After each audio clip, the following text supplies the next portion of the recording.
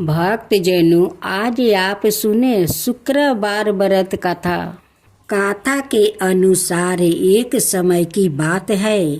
किसी शहर में कई लोग रहते हैं। सभी अपने कामों में व्यस्त रहते हैं। किसी को किसी से कोई मतलब नहीं है। भजन कीर्तन, भक्ति भाव, दया माया, परोपकार जैसे संसारों का अभाव हो चुका है। शहर में बुराइयां बढ़ गई है। शराब, जुआ, रस, बेचारी, चोरी, डकैती आदि बहुत से गुनाह शहर में होने लगे हैं। बावजूद उसके उस शहर में कुछ अच्छे लोग भी रहते हैं। इनमें शीला नाम का स्त्री जो धार्मिक प्रकृति और संतोष स्वभाव वाली थी, उनका पति भी विवेकी और सुशील है। शीला और उसका पति कभी किसी की बुराई नहीं करते हैं और भगवान का भजन करने में अच्छी तरह समय व्यतीत कर रहे हैं। शहर के लोग उनकी गृहस्थी की सराहना करते हैं। देखते ही देखते समय बदल गया। शीला के पति की अच्छी संगति बुरी में बदल गई। अब वो जल्द से जल्द करोड़पति बनने के ख्वाब देखने लगा। इसलिए वो गलत रास्ते पर चल पड़ा और फलस्वरूप उसकी हालत भिखारी जैसी हो गई। शराब, जुए, रस, सरस, गांजा आदि बुरी आदतों में शीला का पति भी फंस गया। दोस्तों के साथ उसे भी शराब की आदत लग गई। इस प्रकार उसने अपना सब कुछ जुए में गंवा दिया। शीला इस बात से बेहद चिंतित रहने लगी, लेकिन उसे भगवान पर भरोसा था। वो अपना अधिकांश समय प्रभु भक्ति में बिताने लगी। अचानक एक दिन दोपहर को उनके द्वार पर किसी ने दस्तक दी। शीला ने द्वार खोला तो देखा कि एक माँ जी खड़ी है। उसके चेहरे पर अलौकिक तेज दिखाई दे रहा है। उनकी आंखों में से मानो अमृत बह रहा है। उसका बेभाव चेहरा करुणा और प्यार से छलक रहा है। उसको देखते ही शीला के मन को शांति में महसूस हुई और उसके रोम रोम में आनंदमयी हो गई। शीला उस माँ जी को आदर के साथ घर ले आई। घर में बैठाने के लिए कुछ भी नहीं है। अतः शीला ने एक फटी हुई चादर पर उसको बैठाया। माँ जी बोली, क्यों शीला, मुझे पहचाना नहीं? हर शुक्रवार को लक्ष्मी की मंदिर में भजन कीर्तन के समय मैं भी वहाँ आती हूँ। उसके मौजूद शीला कुछ समझ नहीं पा रही थी। फिर माँ जी बोली, तुम बहुत दिनों से मंदिर नहीं आई, इसलिए मैं तुम्हें देखने चली आई। माँ जी की प्रेम भरे शब्दों से शीला का हृदय पिघल गया। उसकी आंखों में आंसू आ गया और वो बिलख बिलख कर रोने लगी। माँ जी ने कहा, बेटी, सुख और दुख तो धूप और जैसे होते हैं। धैर्य रखो बेटी, मुझे तेरी सारी परेशानी पता है। माँ जी के व्यवहार से शीला को काफी संभल मिला और सुख की आशा में उसने माँ जी को अपनी सारी कहानी कह सुनाई। माँ जी की व्यवहार से शीला को काफी सगुन मिला। और उसने माँ जी को अपनी सारी कहानी सुनाई। शीला के पूछने पर माँ जी ने उसे व्रत की सारी विधि भी बताई। माँ जी ने कहा, बेटी, माँ लक्ष्मी जी का व्रत बहुत सरल है। उसे वरद लक्ष्मी व्रत या वैभव लक्ष्मी व्रत कहा जाता है। यह व्रत करने वाले की सब मनोकामना पूर्ण होती है। वो सुख संपत्ति और यश प्राप्ति करता है। शीला यह सुनकर आनंदित हो गई।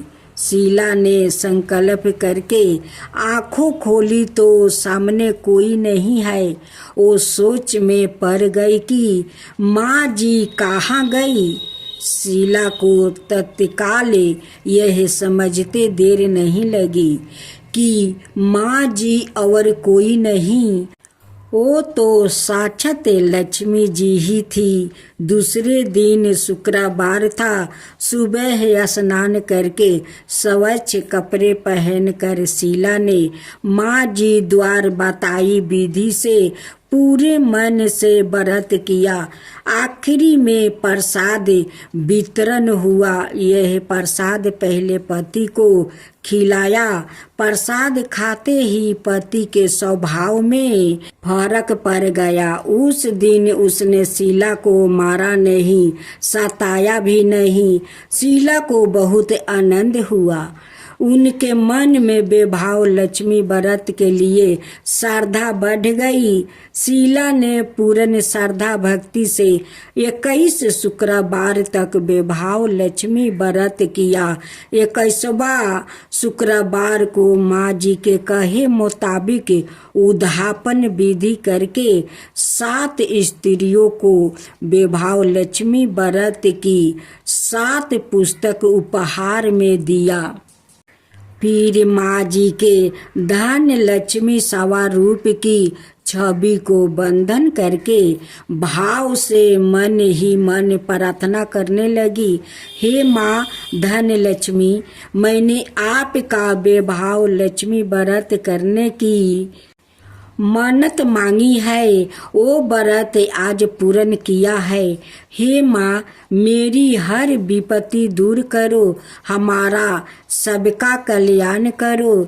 जिसे संतान ना हो उसे संतान देना। सौभाग्यपति स्त्री का सौभाग्य अखंड रखना।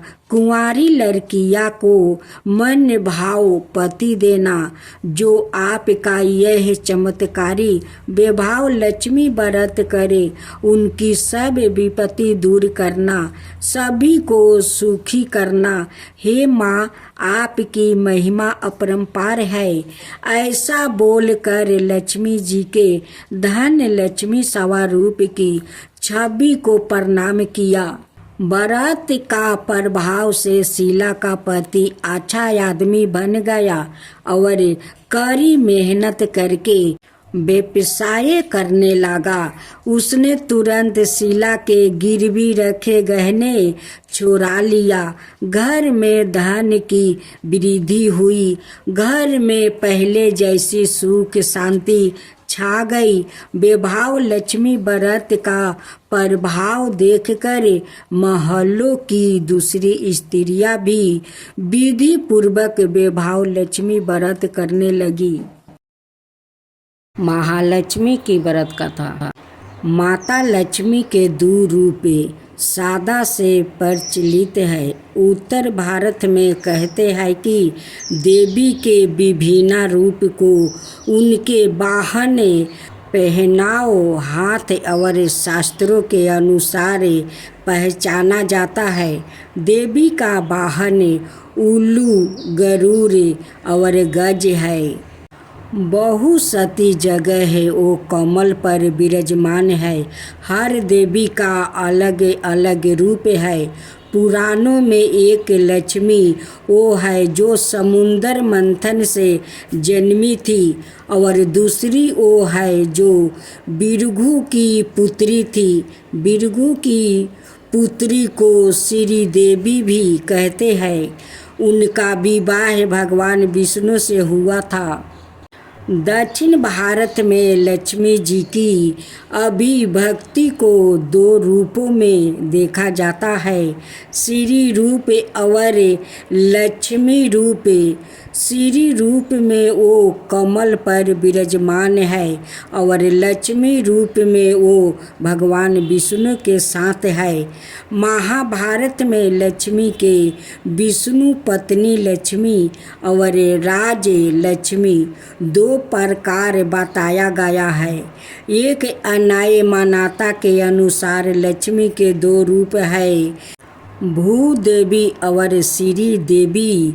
भूदेवी धरती की देवी है और श्री देवी स्वर्ग की देवी है। पहली उर्वरा से जोड़ी है, दूसरी महिमा और शक्ति से। भूदेवी सरल और सुहागिन पत्नी है, जबकि श्री देवी चंचल है। विष्णु को हमेशा उन्हें खुश रखने के लिए प्रयास करना पड़ता है। एक समुद्र मंथन की महालक्ष्मी। समुद्र मंथन की लक्ष्मी को धन की देवी माना जाता है। उनके हाथ में स्वर्ण से भरा कलश है। इस कलश द्वारा लक्ष्मी जी धन की वर्षा करती रहती है। उनके वाहन को सफ़ेद हाथी माना गया है। दरअसल महालक्ष्मी जी के चार हाथ बताया गया है। वो एक लक्ष्य और चार प्रकृतियों दूरदर्शिता, ढूंढ संकल्प, शर्मशीलता एवं व्यवस्था शक्ति के प्रतीक है। और माँ लक्ष्मी जी सभी हाथों से अपने भक्तों पर आशीर्वाद की वर्षा करती है। दूसरा, विष्णु प्रिया लक्ष्मी ऋषि भृगु की पुत्री माता लक्ष्मी थी। उनकी माता का नाम बिखायती था। महर्षि भृगु विष्णु के सवासुर और शिव के साधु थे। महर्षि भृगु को भी सपस्तियों में स्थान मिला है। राजा दक्ष के भाई भृगु ऋषि ने इसका मतलब वो राजा दक्ष की भतीजी थी। माता लक्ष्मी के दो भाई दाता और विधाता थे। भगवान शिव की पहली पत्नी माता सती उनकी लक्ष्मी जी की सौतेली बहन थी। सती राजा दक्ष की पुत्री थी। तीसरा, धन की देवी लक्ष्मी का घनिष्ठ संबंध देवराज इंद्र और कुबेर से है। इंद्र देवताओं और स्वर्ग के राजा है और कुबेर देवताओं के खजाने के रक्षक के पद पर आसीन है। देवी लक्ष्मी ही इंद्र और कुबेर को इस प्रकार का वैभव राजसी सत्ता प्रदान करती है। देवी लक्ष्मी कमलवन में निवास करती है, कमल पर बैठती है और हाथ में कमल ही धारण करती है। इसके अलावा 8 अवतार बताया गया है। महालक्ष्मी जो वैकुंठ में निवास करती है, स्वर्ग लक्ष्मी जो स्वर्ग में निवास करती है, राधा जी जो गोलक में निवास करती है, दक्षिण जो जग में निवास करती है, गुरहा लक्ष्मी जो गुरहे में निवास करती है, शोभा जो हर वस्तु में निवास करती है, सुरभि रुक्मिणी जो गोलक में निवास करती है और राजलक्ष्मी सीता जी जो पाताल और भूलक में निवास करती है। अष्टलक्ष्मी, आदि लक्ष्मी, धन लक्ष्मी, धनाय लक्ष्मी, गज लक्ष्मी, संतान लक्ष्मी, वीर लक्ष्मी, विजय लक्ष्मी या जाया लक्ष्मी और विद्या लक्ष्मी या सभी माता लक्ष्मी के विभिन्न रूप है। हिंदू धर्म के अनुसार हर साल शुक्ल पक्ष की एकादशी को तुलसी विवाह मनाया जाता है। इस दिन पूरे हिंदू रीति रिवाज से माता तुलसी और भगवान शालिग्राम का विवाह करवाया जाता है।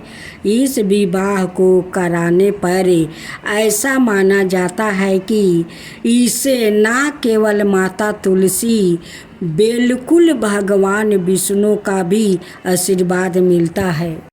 तुलसी विवाह से जोड़ी पौराणिक कथा।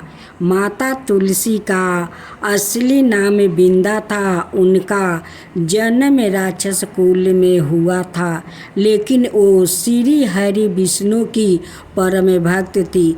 बिंदा जब बड़ी हुई तो उनका विवाह जलंधर नाम का असुर से करवा दिया गया। बिंदा भगवान विष्णु की परम भक्त तो थी ही, साथ ही वो पतिव्रता स्त्री भी थी।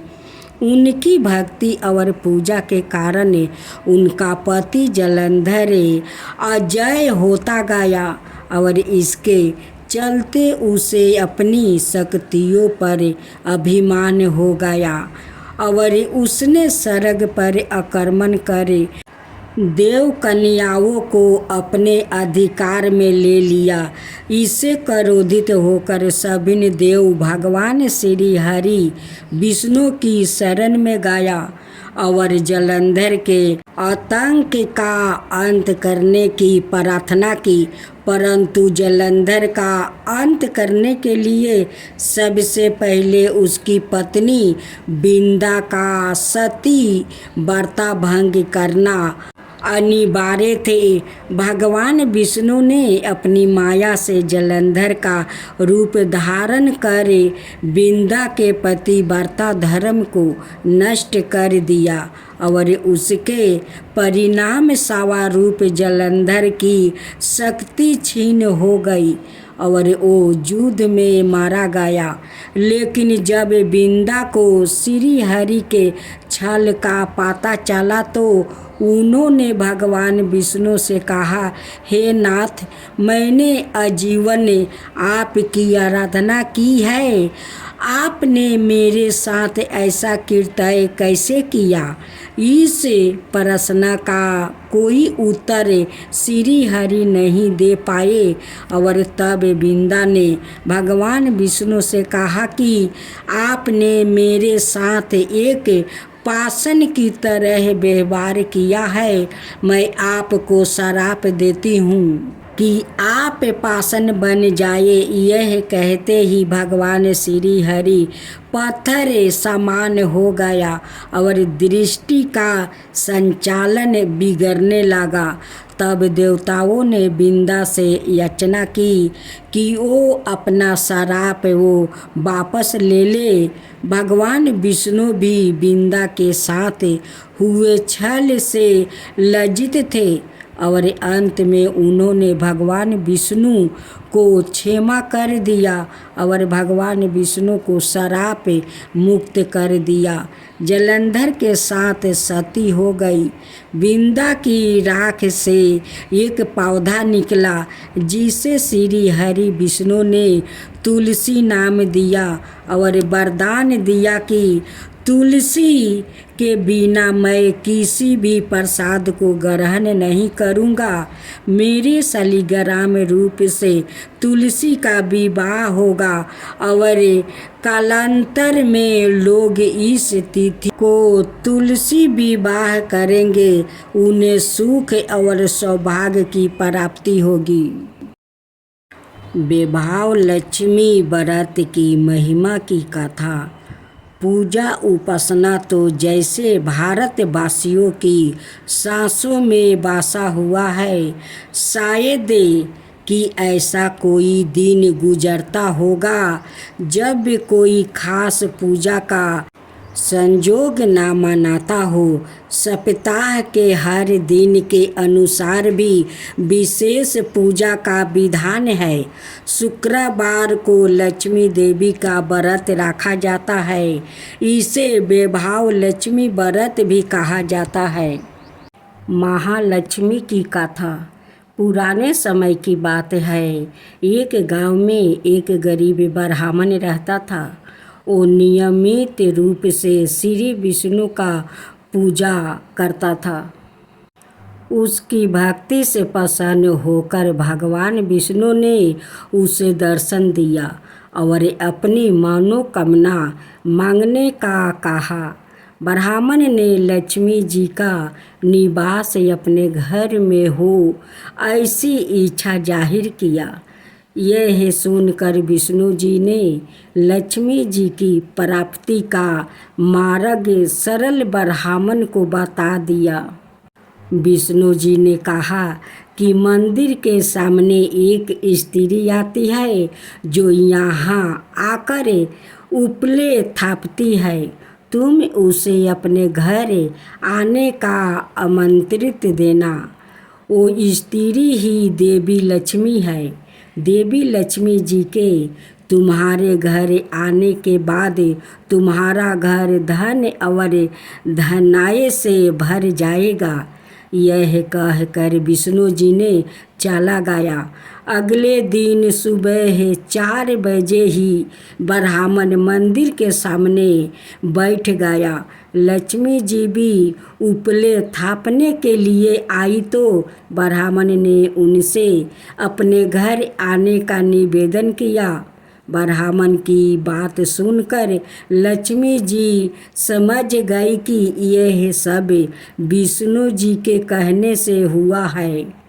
विष्णु जी ने ब्राह्मण से कहा, तुम महालक्ष्मी व्रत करो। 16 दिन तक व्रत करने और 16वां दिन रात्रि को चंद्रमा को अर्घ देने से तुम्हारा मनोरथ पूर्ण होगा। ब्राह्मण ने देवी के कहे अनुसार व्रत और पूजा किया और देवी को उत्तर दिशा की और मुख करके पुकारा। लक्ष्मी जी ने अपना वचन पूर्ण किया। उस दिन से यह व्रत पूरी श्रद्धा से किया जाता है। जो भक्त इस पूर्ण श्रद्धा के साथ यह व्रत करता है उसे अपार धन की प्राप्ति होती है, ऐसा माना जाता है। एक गांव में चंपा नाम का गरीब औरत रहा करती थी। प्रतिदिन भगवान विष्णु की आराधना करती थी। भगवान विष्णु उसकी भक्ति से प्रसन्न होकर उन्होंने अपने प्रिय भक्त को दर्शन दिया। साथ ही विष्णु ने कहा कि तुम्हें जो वरदान मांगना है तुम मांग सकती हो। जब चंपा ने इच्छा जाहिर करते हुए कहा कि वो चाहती है कि उसके घर में माँ लक्ष्मी का वास हो जाए, इसके बाद भगवान विष्णु ने उस चंपा को अपने घर में माँ लक्ष्मी को बुलाने की तरीका बताया। भगवान विष्णु ने बताया कि तुम्हारे घर से कुछ दूरी पर जो मंदिर है वहाँ एक स्त्री आती है और वहाँ आकर वो चिपरी बेचती है, तो तुम्हें उसे अपने घर आने का आमंत्रण देना होगा। वही माँ लक्ष्मी है। चंपा ने भगवान विष्णु के कहे अनुसार ही किया। चंपा ने उस स्त्री को अपने घर आने का निमंत्रण दिया। तब माँ लक्ष्मी ने उन्हें चंपा से कहा कि वो 16 दिन के लिए माँ लक्ष्मी की पूजा करे। माँ लक्ष्मी कहे अनुसार चंपा ने 16 दिन तक माँ लक्ष्मी की उपासना की। माँ लक्ष्मी ने फिर उस चंपा को आशीर्वाद दिया और उसके घर में निवास किया। तभी से जो व्यक्ति भाद्रपद महीने में महालक्ष्मी की इन 16 दिनों तक उपासना करता है, माँ लक्ष्मी उसे प्रसन्न होकर उसे सुख समृद्धि का आशीर्वाद देती है। चंपा धनवान हो गई। उनके घर में माँ लक्ष्मी आकर वास ले लिया। एक समय महर्षि श्री देव व्यास जी से हस्तिनापुर पधारे। उनका आगमन सुन महाराज धृतराष्ट्र उनको आदर सहित राजमहल में ले गया। स्वर्ण सिंहासन पर विराजमान कर चरणों तक ले उनका पूजन किया। श्री व्यास जी से माता कुंती और गांधारी ने हाथ जोड़कर प्रश्न किया, हे महामुनि, आप त्रिकालदर्शी है, अतः आपसे हमारी प्रार्थना है कि आप हमको कोई ऐसा सरल व्रत और पूजन बताइए जिससे हमारा राज लक्ष्मी सुख संपत्ति पुत्रादि परिवार सुखी रहे। इतना सुन श्री वेद व्यास जी कहने लगे, हम एक ऐसा व्रत का पूजन और वरण करता हूँ जिससे ज़्यादा लक्ष्मी जी का निवास होकर सुख समृद्धि की वृद्धि होती है। यह श्री महालक्ष्मी जी का व्रत है जिसे प्रति वर्ष आश्विन कृष्ण अष्टमी को विधिवत किया जाता है। हे महामुनि, इस व्रत की विधि हमें विस्तार पूर्वक बताने की कृपा करें। तब व्यास जी बोले, हे देवी, यह व्रत भाद्रपद शुक्ल अष्टमी से आरंभ किया जाता है। इस दिन स्नान करके 16 सूत के धागों का डोरा बनाए, उसमें 16 गांठ लगाए, हल्दी से पीला करे, प्रतिदिन 16 दूब 16 गेहूँ डोरे को चढ़ाए। आश्विन कृष्णा अष्टमी के दिन उपवास रख कर मिट्टी के हाथी पर श्री महालक्ष्मी जी की प्रतिमा स्थापित करे, विधिवत पूर्वक पूजन करे। इस प्रकार श्रद्धा भक्ति सहित महालक्ष्मी जी का व्रत पूजन करने से आप लोगों की राज लक्ष्मी में सदा अभिवृद्धि होती रहेगी। इस प्रकार व्रत का विधान बताकर श्री वेद व्यास जी अपने आश्रम को प्रस्थान कर गया। इधर समय अनुसार भाद्रपद शुक्ला अष्टमी से गांधारी और कुंती अपने अपने महलों में नगर की स्त्रियों सहित व्रत का आरंभ करने लगी। इस प्रकार 15 दिन बीत गया। 16वें दिन आश्विन कृष्णा अष्टमी के दिन गांधारी ने नगर की सभी प्रतिष्ठित महिलाओं को पूजन के लिए अपने महल में बुलवा लिया।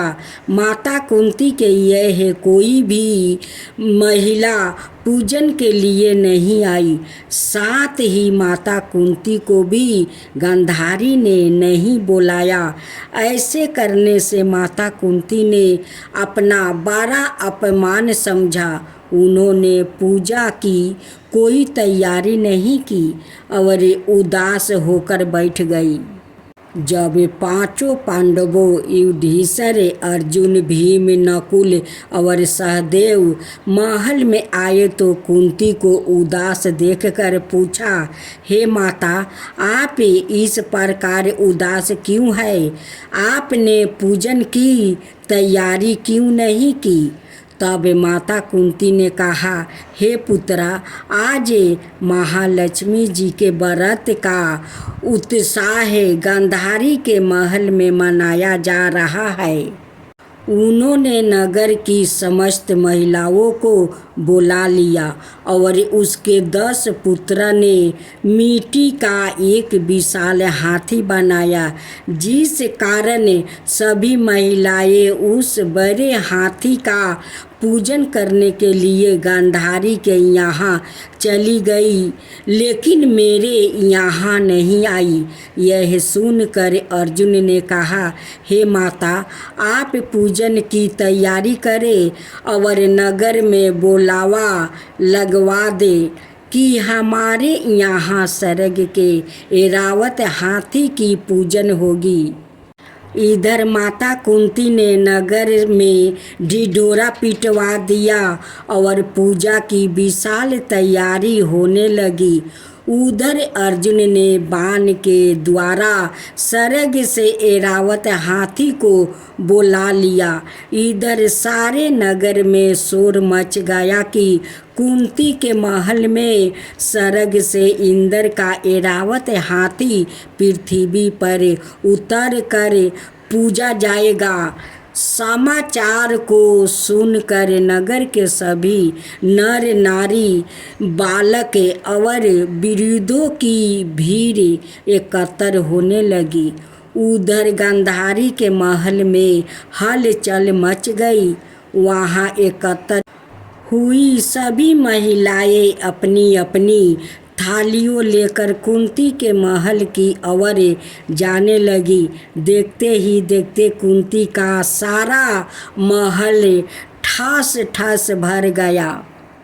माता कुंती ने ऐरावत को खड़ा करने हेतु अनेक रंगों का चौका पुरवा कर नवीन रेशमी वस्तु बिछा दिया। नगरवासी स्वागत की तैयारी में फूल माला, अबीर, गुलाल, केसर हाथों में लिए पंचित वृद्ध खड़े थे। जब सरग से ऐरावत हाथी पृथ्वी पर उतरने लगा तो उसके आभूषणों की ध्वनि गूंजने लगी। ऐरावत के दर्शन होते ही जय जयकारा का नारा लगने लगा। सायंकाल का समय इंद्र का भेजा हुआ हाथी ऐरावत माता कुंती के भवन के चौखट में उतर आया। तब सब नार नारियों ने पुष्पा माला, अबीर, गुलाल, केसर आदि सुगंधित पदार्थों चढ़ाकर उसका स्वागत किया। राजपुरोहित द्वारा ऐरावत पर महालक्ष्मी जी की मूर्ति स्थापित करके वेद मंत्रोच्चारण द्वारा पूजन किया गया। नगर वासियों ने भी महालक्ष्मी पूजन किया। फिर अनेक प्रकार के पकवान लेकर ऐरावत को खिलाया और यमुना का जल उसे पिलाया गया। राजपुरोहित द्वारा सुवासित वचन करके महिलाओं द्वारा महालक्ष्मी का पूजन करवाया गया। 16 गांठ वाला डोरा लक्ष्मी जी को चढ़ा कर अपने अपने हाथों में बांध लिया। ब्राह्मणों को भोजन करवाया गया। दक्षिणा के रूप में स्वर्ण आभूषण वस्तु आदि दिया गया। तत्पश्चात महिलाओं ने मिलकर मधुर संगीत लहरियों के साथ भजन कीर्तन करे संपूर्ण रात्रि महालक्ष्मी व्रत का जागरण किया। दूसरे दिन प्रात राजपुरोहित द्वारा वेद मंत्र चार्य के साथ जलाशय में महालक्ष्मी जी की मूर्ति का विसर्जन किया गया। फिर ऐरावत को विदा कर इंद्र लोक को भेज दिया। इस प्रकार जो स्त्री श्री लक्ष्मी जी का विधि पूर्वक व्रत और पूजन करती है, उनके घर धन धनाय से पूर्ण रहते हैं और उनके घर में महालक्ष्मी जी सदा निवास करती है।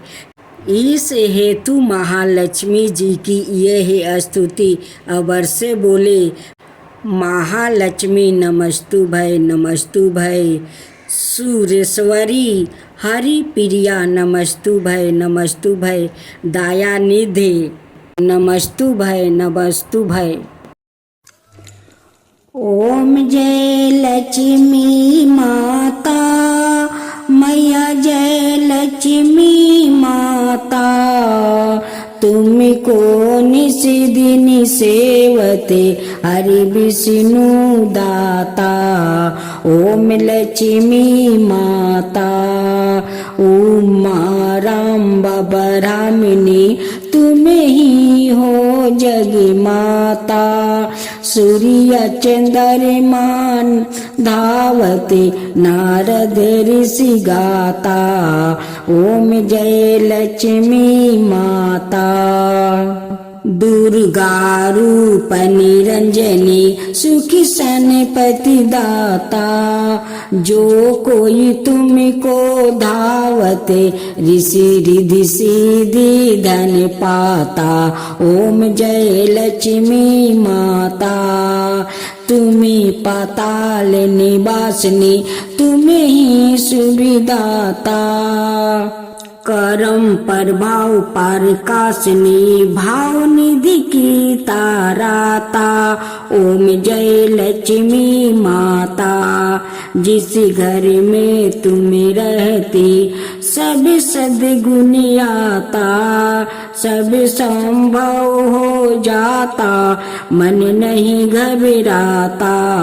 ओम जय लक्ष्मी माता, तुम बिना ज्ञान ना हो बेबस्तर ना कोई पाता।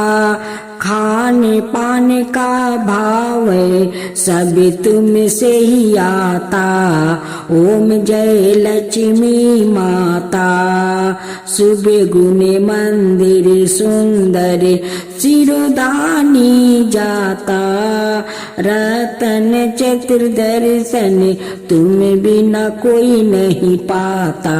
ओम जय लक्ष्मी माता, श्री लक्ष्मी जी की आरती जो कोई जन गाता। उरे आनंद समाता, पाप उतर जाता। ओम जय लक्ष्मी माता, मैया जय लक्ष्मी माता। भक्त जनों, आज आप सुने पहला माँ तुलसी का भजन, उसका बाद माँ तुलसी का कथा सुने।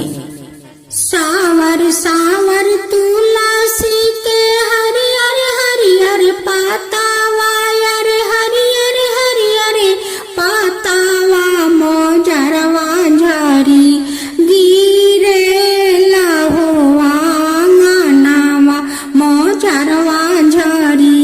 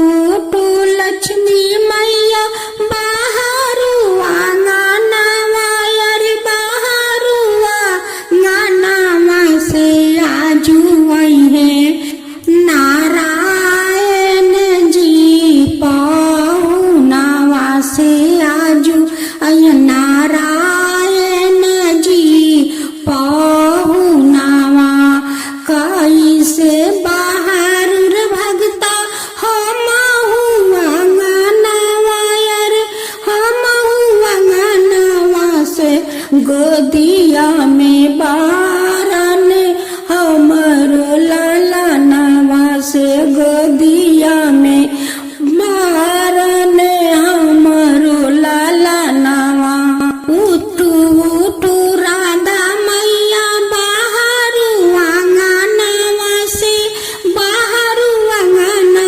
से आजू वैहने से आजू वैहने कृष्णा जी पाहुनावा से आजू अयन कृष्णा जी पाहुनावा कैसे में बहारुर भक्ता हम अंगनवा से गोदिया में बारन हमारो लाला नावा से गोदिया में बारन हमरो लाला नावा सावर सावर तुलसी के हरियर हरियर पतावा मोजरवा झरी गिरे लाहुआ अंगनवा मोजरवा झरी गिरे लाहुआ अंगनवा उठू उठू पार्वती मैया बाहरु अंगनवा से आजू वैहने शिवा गुरु पाहुनावा से आजू अहन शिवा गुरु पाहुनावा से आजू अहन शिवा गुरु पाहुनावा कैसे बहारुर भगता हम अंगनवा अरे हम अंगनवा से गोदिया में बारन हमरो लाला नवा से गोदिया में बारन हमरो लाला नवा सावर सावर तुलसी के हरियर हरियर पातावा मोजरवा झरी गिरे लाहुआ अंगनवा मोजरवा झरी गिरे लाहुआ अंगनवा। भक्तजनों, आज आप सुनेंगे एक अनाथ लड़की और माँ तुलसी की कथा। अगर मेरा कथा आप लोग के अच्छा लगे तो मेरे कमेंट बॉक्स में जय माँ तुलसी जरूर लिखिए। एक टूटे हुए गौशाला में एक अनाथ लड़की रहती है। वो लड़की का कोई नहीं था। उस लड़की ने किसी के घर में बर्तन मांज देती है तो कोई 2 रोटी दे देते हैं, किसी का घर में जाकर पोछा लगा देती है तो 1 मुट्ठी चावल दे देते हैं। वो लड़की अपनी गुजारा ऐसा ही कर रही थी। उस लड़की ने रोज नदी में स्नान करने जाती है। नदी के किनारे आकर भीजे कपड़ा छोड़कर अपनी सूखे कपड़ा पहनती है। जहाँ वो अपना भीजा कपड़ा छोड़ती है वहाँ से थोड़े दूर पर एक तुलसी का पौधा था। जो तुलसी का पौधा सूख गया था, उसकी भीजे हुए कपड़ा के पानी उस तुलसी के जड़ में समा जाता है।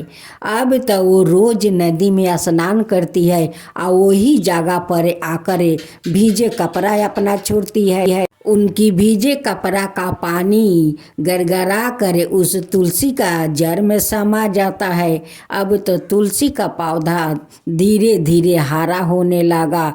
हरा होते होते उसमें पाता छोड़ने लगा। लेकिन उस लड़की ने उस तुलसी के पौधा पर कभी ख्याल नहीं करती थी।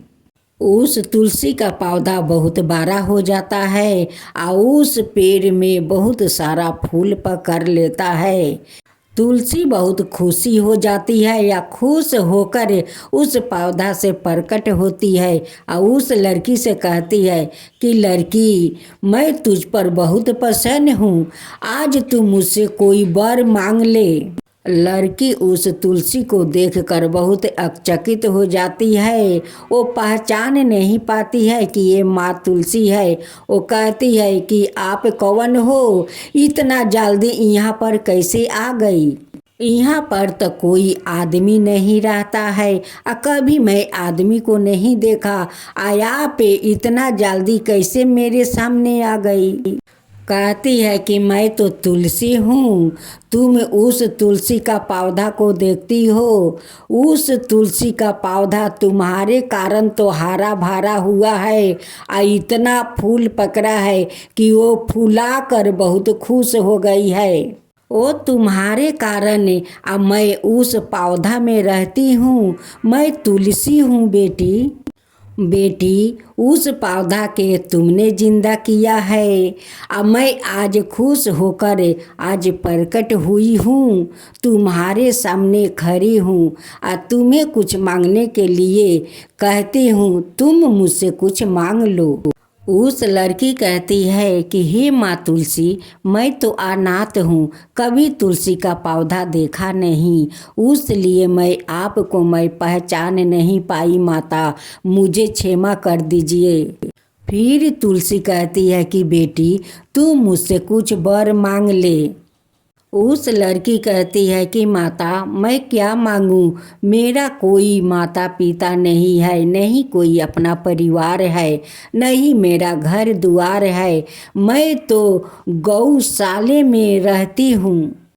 उस लड़की ने कहती है कि माता, अगर आप कुछ देना ही चाहती है तो मुझे ऐसा जीवन साथी दीजिए कि उनके साथ मैं जीवन बिता सकूं और उनके साथ खुशी खुशी से रह सकूं, अपना संसार बसा सकूं, ऐसे ही मुझे वरदान दीजिए माता। फिर लड़की कहती है कि माता, यहाँ पर तो कहीं दूर दूर तकले कोई घर द्वार दिखाई नहीं दे रहा है, तो मेरा जीवन साथी कहाँ मिलेगा? माँ तुलसी कहती है कि बेटी, तू उसके लिए चिंता मत कर, मैं सब कुछ बंदोबस्त कर दूंगी। माँ तुलसी अपना माया शक्ति से उस गौशाला का वो माया जाल नगरी बना देती है। माँ तुलसी उस लड़की को कहती है कि बेटी, तू लाल चुनरी पहन कर उस दरवाजा के सामने बैठ जाना, देखना एक राजकुमार इस नगरी से आएंगे और तुम्हें पसंद करके वो अपना घर ले जाएंगे और ले जाकर वहाँ पर धाम धूम से अपना शादी तुम्हारे साथ करेंगे। उस लड़की माँ तुलसी से वो रो कर कहती है कि माँ, आप मेरे लिए इतना कुछ कर रही है तो आप मेरा माँ बन जाइए और उस राजकुमार के हाथ में अपना हाथ से मेरे हाथ धरा दीजिए। माता कहती है कि माँ, अगर आप मेरे हाथ अपना हाथ से उस लड़के के हाथ में नहीं देगी तो मैं उस लड़का के साथ नहीं जाऊंगी। माँ, मैं उसी टूटे हुए गौशाला में मैं अपना गुजारा कर लूँगी, लेकिन उस लड़का के साथ मैं नहीं जाऊंगी। नहीं तो आपका एक दिन के लिए मेरे माँ बन जाइए। माता, आप तो सभी को माँ है, तो मेरा माँ आप बन जाइए। अब माँ बनकर उनके हाथ में मेरा हाथ दे दीजिए। माँ तुलसी बहुत दुविधा में पड़ जाती है और चिंता करती है कि ये लड़की को तो कोई नहीं है, ये तो बेचारी अनाथ है, मैं क्या करूँ? माँ तुलसी कहती है कि ठीक है बेटी, मैं अपना हाथ से तेरे हाथ उस लड़के के हाथ में दे दूंगी। लड़की जाकर दरवाजे पर बैठ जाती है। राजकुमार आते हैं तो उस लड़की को देखते रह जाते हैं। लड़का कहता है कि मैं तुम्हारा माता पिता से मैं बात करना चाहता हूँ। लड़की कहती है कि मेरा माता है, पिता नहीं है। जो है मेरी माँ है, वही मेरी माँ है, वही मेरी पिता है। वो जो कहेंगे वही मैं करूँगी। माँ तुलसी एक साधारण सा माता का रूप में आती है। कहती है कि बेटा, आप मेरे बेटी से शादी करना चाहते हो? लड़का कहता है कि हाँ, मुझे तो बहुत पसंद है, मैं तो आपसे बात करना चाहता था। माँ तुलसी उस लड़की के हाथ उस लड़का के हाथ में धरा देती है और दोनों उनकी आशीर्वाद लेते हैं और कहती है कि दूधो नहाओ पूतो फलो, अखंड सौभाग्यवती रहो बेटी।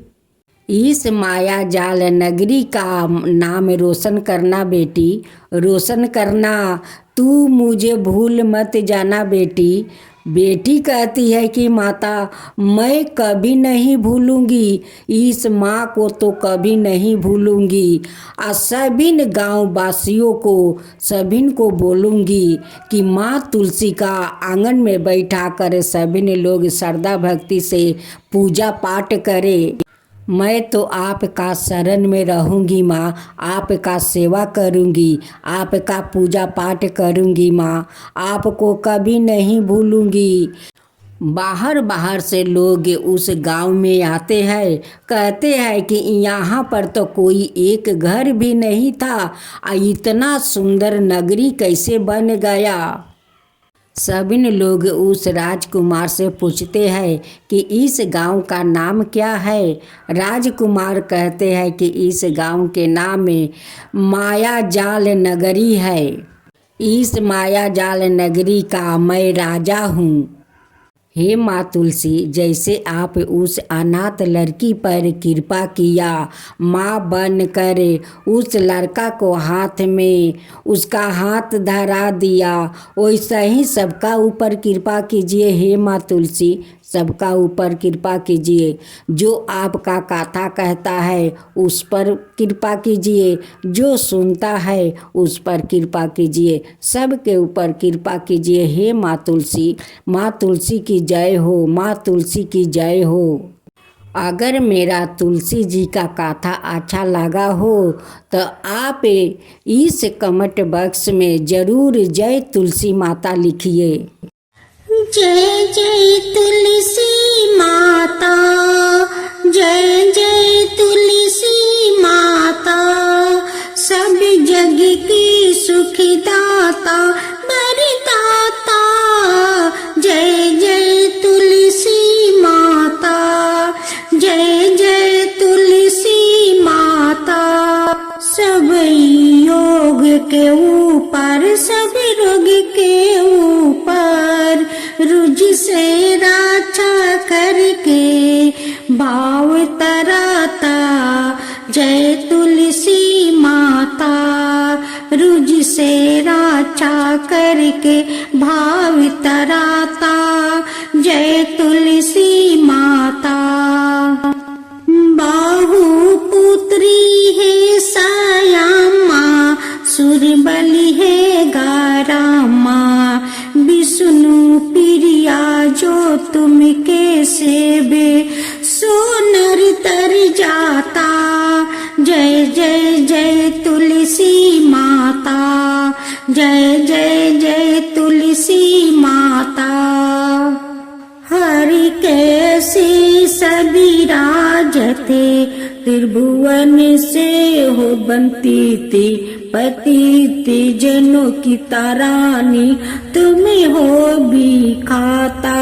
जय जय तुलसी माता, जय जय तुलसी माता। लेकर जन्म बिजन में आई, दिव्या भवन में मानव लोगी तुम्हें से सुख सनपति पाता, मानव लोग तुम ही से सुख सनपति पाता। जय जय तुलसी माता, जय जय तुलसी माता।